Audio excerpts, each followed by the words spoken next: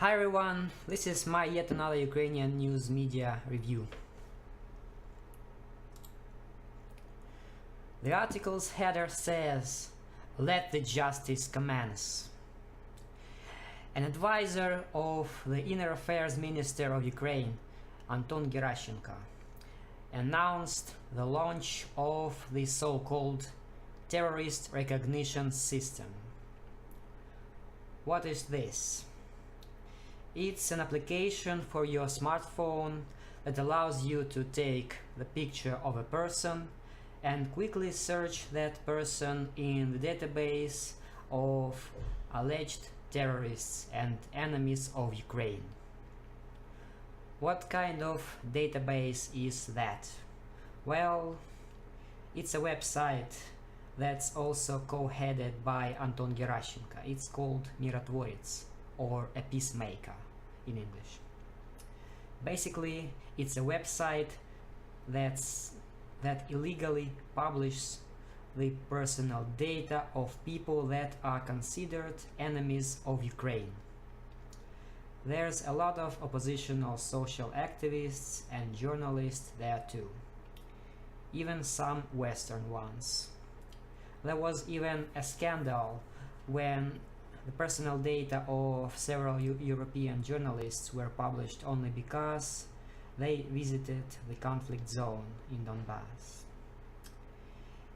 It caused a lot of noise and the data was later removed. So yeah, imagine that some fanatic has this application on the smartphone, takes your picture, and the algorithm decides that you're somewhat reassembling some person that's considered an enemy of Ukraine. What do you think that fanatic could do?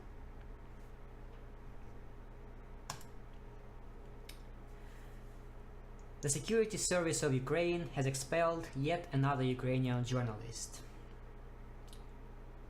One step closer to the ultimate freedom of speech and press.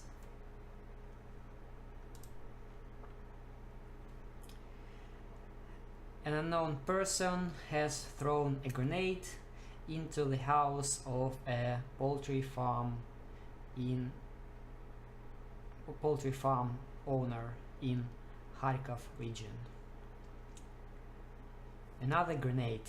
Well, as I've said multiple times, the gangs are thriving in Ukraine nowadays. I guess that farmer didn't want to pay for their protection, as it's called. But I guess now this decision will be reconsidered.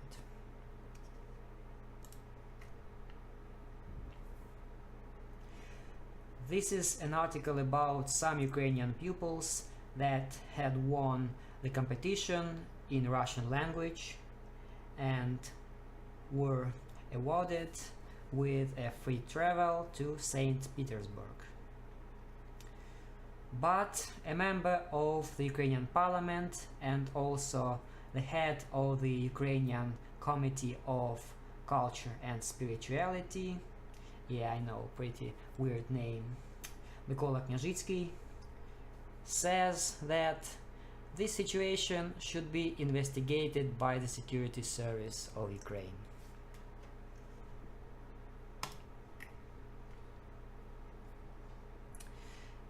A 7-year-old boy dead after the explosion of a grenade that he had found is somewhere on the street in Zaporizhia region. Grenades everywhere.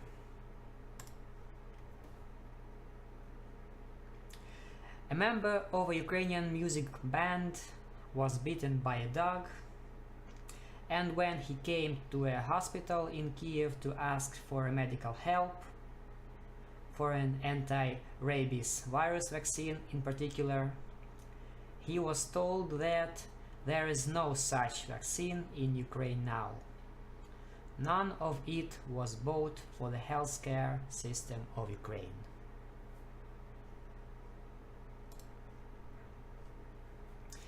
The article's header says, non-child games. This is an article about a summer camp that's being had by the so-called anti-terrorist operation veterans, where they are teaching the children to protect their land.